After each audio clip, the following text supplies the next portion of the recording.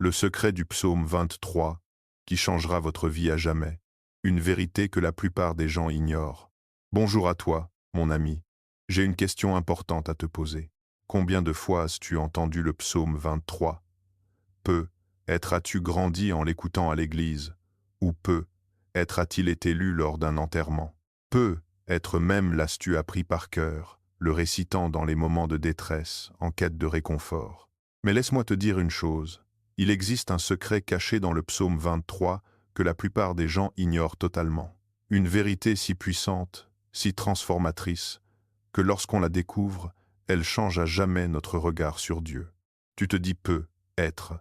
Attends, le psaume 23 ne parle-t-il pas simplement de Dieu comme étant notre berger? Oui, c'est vrai. Mais il y a bien plus, tellement plus.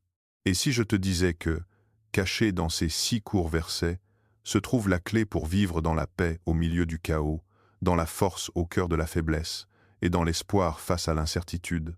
Et si je te disais que comprendre ce psaume, exactement comme Dieu l'a voulu, pourrait transformer radicalement ta relation avec lui?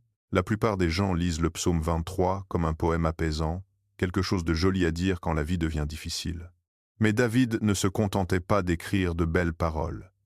Il révélait une réalité spirituelle profonde sur qui est Dieu et sur la façon dont il agit dans nos vies, une réalité que la plupart d'entre nous ne saisissent jamais vraiment. Alors aujourd'hui, nous allons débloquer la puissance cachée du psaume 23, et d'ici la fin de cette vidéo, tu le verras comme jamais auparavant. Je crois de tout mon cœur que si tu laisses cette vérité s'imprégner en toi, elle changera ta vie.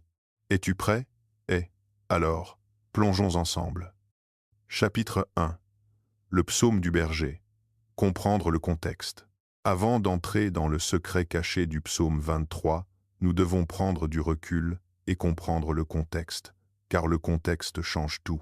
Qui a écrit le psaume 23? C'est le roi David. Oui, le même David qui a combattu Goliath, le même qui est devenu roi, et le même David qui a fait de grosses erreurs, mais qui était toujours appelé un homme selon le cœur de Dieu. Mais voici ce à quoi la plupart des gens ne pensent pas. Avant d'être roi, David était un berger. Il a passé des années dans les champs à s'occuper des moutons, à les protéger des lions et des ours, à les guider et à prendre soin d'eux. Alors, quand David appelle Dieu « mon berger », il n'utilise pas une métaphore au hasard. Il parle à partir d'une expérience personnelle profonde.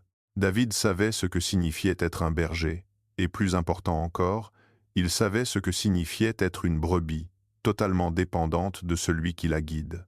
L'importance culturelle et biblique du berger est immense dans l'ancien Israël. Les moutons étaient précieux. Ils fournissaient la laine, le lait et servaient aux offrandes. Mais les moutons sont aussi totalement impuissants sans un berger. Ils s'égarent, ils se coincent, ils ne savent pas où trouver de la nourriture ou de l'eau, et ils n'ont aucun moyen de se défendre. C'est pourquoi les bergers n'étaient pas seulement des gardiens, c'étaient des protecteurs, des pourvoyeurs et des guides. Ils devaient être forts mais doux, toujours à veiller sur leurs troupeaux, toujours prêts à combattre les prédateurs. Cela te semble familier? C'est exactement comme cela que Dieu veille sur nous. Pourquoi Dieu se nomme-t-il berger? Dans toute l'Écriture, Dieu se réfère à lui-même ainsi. Dans le psaume 100, nous sommes son peuple, le troupeau de son pâturage. Dans Isaïe 40, il paîtra son troupeau comme un berger. Il rassemblera les agneaux dans ses bras. Dans Ézéchiel 34, Dieu dit « Moi-même, je chercherai mes brebis et je veillerai sur elles. » Et bien sûr, Jésus a dit lui-même dans Jean 10, verset 11 « Je suis le bon berger. » Pourquoi? Parce que, comme les moutons, nous sommes perdus sans lui. Nous tombons, nous prenons de mauvaises décisions, nous courons vers le danger sans nous en rendre compte. Nous avons besoin d'un berger. La relation entre un berger et ses brebis est unique. Un berger ne possède pas seulement les moutons, il les connaît personnellement. Il les appelle par leur nom. Il parle et elles reconnaissent sa voix. Et le meilleur dans tout cela, c'est que le berger ne regarde pas de loin. Il marche avec elles. David connaissait ce genre de relation avec Dieu. C'est pourquoi, quand il a écrit le psaume 23, il n'écrivait pas à propos d'un Dieu lointain et impersonnel. Il écrivait à propos d'un Dieu qui marche à ses côtés, qui le conduit, le protège et pourvoit à ses besoins. Alors, quand David commence par ces mots, « L'Éternel est mon berger, Il ne fait pas une déclaration poétique. Il fait une déclaration de confiance. Et c'est là, mon ami, que le secret caché du psaume 23 commence. Passons maintenant au premier verset pour découvrir le secret de la provision divine. Chapitre 2. L'Éternel est mon berger, je ne manquerai de rien. Le secret de la provision. Soyons honnêtes, à quelle fréquence as-tu l'impression de manquer de quelque chose? Que ce soit l'argent, une direction, de l'amour, la paix, ou simplement un sens à ta vie. Et quand nous ne l'avons pas, nous nous sentons stressés, anxieux et agités. Mais ensuite, David écrit quelque chose de radical. L'Éternel est mon berger, je ne manquerai de rien. Attends une minute. Tu veux dire que si Dieu est mon berger, je n'ai plus besoin de rien désirer? Plus d'inquiétude? Plus de manque? Oui, mais pas de la façon dont tu pourrais le penser. Que signifie vraiment « je ne manquerai de rien » ? David ne dit pas « j'obtiendrai tout ce que je veux ». Il dit « parce que Dieu est mon berger, j'ai tout ce dont j'ai besoin ».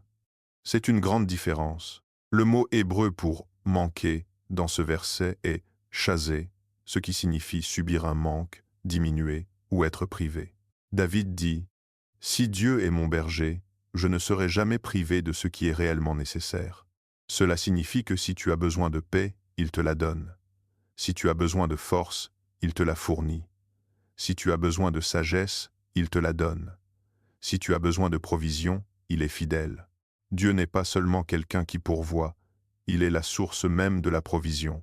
La Bible est remplie d'histoires où Dieu intervient exactement au moment où son peuple en a besoin, parfois de la manière la plus inattendue. La manne dans le désert, l'eau du rocher, Élie nourri par les corbeaux, Jésus multipliant les pains pour 5000 personnes.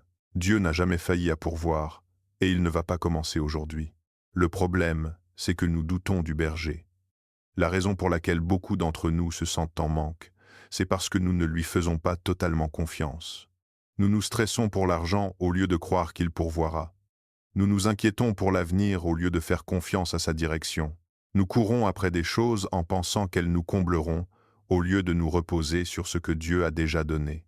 C'est comme un mouton qui s'éloigne du pâturage, pensant trouver une meilleure herbe tout seul. Mais que se passe-t-il? Il se perd, il a faim, il devient vulnérable. La meilleure place pour une brebis est près du berger. Et la meilleure place pour toi est en pleine confiance dans le Seigneur. Comment marcher dans la provision de Dieu? Premièrement, réalise que Dieu connaît tes besoins avant même que tu ne les demandes. Jésus l'a dit dans Matthieu 6, verset 8, « Votre Père sait de quoi vous avez besoin avant que vous le lui demandiez. » Deuxièmement, prie avec espérance. Philippiens 4 nous dit d'apporter nos requêtes à Dieu avec action de grâce et de croire que sa paix gardera nos cœurs. Troisièmement, cherche d'abord son royaume. Cherchez premièrement le royaume de Dieu et sa justice, et toutes ces choses vous seront données par-dessus. Quatrièmement, repose-toi sur son timing. Parfois, la provision de Dieu n'est pas immédiate, mais elle est toujours à l'heure. Ces délais ne sont pas des refus. Voici le vrai secret. Dieu lui-même est ta provision. Quand David dit « Je ne manquerai de rien », il ne parle pas seulement de choses matérielles. Il dit « Tant que j'ai Dieu, j'ai tout ce dont j'ai besoin. » Et mon ami, c'est vrai pour toi aussi. Tu n'as pas besoin de courir après les choses de ce monde pour te sentir en sécurité. Ton berger est déjà devant toi, s'assurant que tu ne manques de rien. Prends une grande respiration, fais-lui confiance, et sache que tu ne manques jamais de rien parce que ton berger est toujours avec toi. Chapitre 3. Il me fait reposer dans de verts pâturages. Le secret du repos. Soyons honnêtes. La plupart d'entre nous ne savent plus comment se reposer. Nous vivons dans un monde qui glorifie la course. Travailler plus, faire plus, pousser plus fort, rester occupé. Et même quand nous faisons une pause, nos esprits continuent de courir avec les soucis, les factures, les échéances, les relations, l'avenir. Mais voici la question. Si nous servons un Dieu tout-puissant, pourquoi sommes-nous si agités? David écrit dans le psaume 23, « Il me fait reposer dans de verts pâturages. » Cela semble paisible, n'est-ce pas? Mais il y a quelque chose de plus profond ici, une vérité spirituelle cachée que la plupart des gens négligent. Pourquoi les moutons ont-ils du mal à se reposer? Si tu connais un peu les moutons, tu sais qu'ils ne se couchent pas facilement. En fait, un mouton ne se couchera que si 4 conditions sont réunies. 1. Ils doivent être libérés de la peur. Les moutons sont facilement effrayés. Le moindre bruit étrange, une ombre, et ils sont sur le qui-vive. 2. Ils doivent être libérés de la tension. S'il y a un conflit dans le troupeau, ils restent agités. 3. Ils doivent être libérés de la faim. Un mouton affamé ne peut pas se reposer. 4. Ils doivent être libérés des nuisibles. Les mouches et les parasites les irritent constamment, les empêchant de se détendre. Tu vois où je veux en venir? Dieu veut te conduire dans un repos véritable.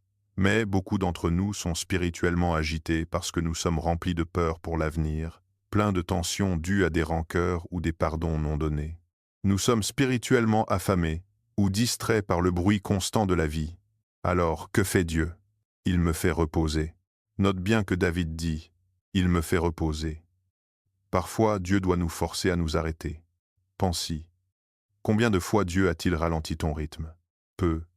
Être par une période d'attente, une maladie, une perte d'emploi ou une porte qui ne s'est pas ouverte. Sur le moment, c'était frustrant. Mais, et si c'était Dieu qui te conduisait vers le repos? Dieu ne force pas le repos parce qu'il est cruel. Il le fait parce qu'il t'aime. Il sait que sans cela, tu vas t'épuiser. Le vrai secret du repos, c'est la confiance. Les moutons ne se couchent que lorsqu'ils se sentent en sécurité en présence de leur berger. De la même manière, nous ne connaîtrons jamais le vrai repos tant que nous n'aurons pas appris à faire confiance au fait que Dieu est aux commandes.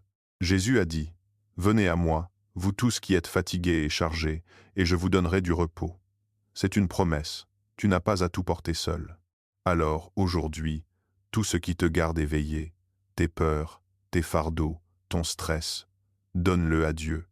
Laisse-le te conduire dans de verts pâturages. Parce que quand tu es dans les mains du bon berger, tu peux enfin respirer, sachant que tu es en sécurité. Chapitre 4. Il me dirige près des eaux paisibles, le secret de la paix. Imagine ceci. Tu te tiens au bord d'un lac calme. Pas de vagues, pas de chaos, juste une tranquillité parfaite. C'est l'image que David peint dans le psaume 23. Il me dirige près des eaux paisibles. Cela semble si serein. Mais il y a un sens caché ici. Les moutons ont peur des eaux en mouvement rapide. Si un mouton tombe dans un torrent impétueux, sa laine s'alourdit et il peut se noyer rapidement. Le bon berger ne conduit donc pas ses brebis vers des ruisseaux dangereux. Il trouve des eaux calmes où elles peuvent boire en toute sécurité.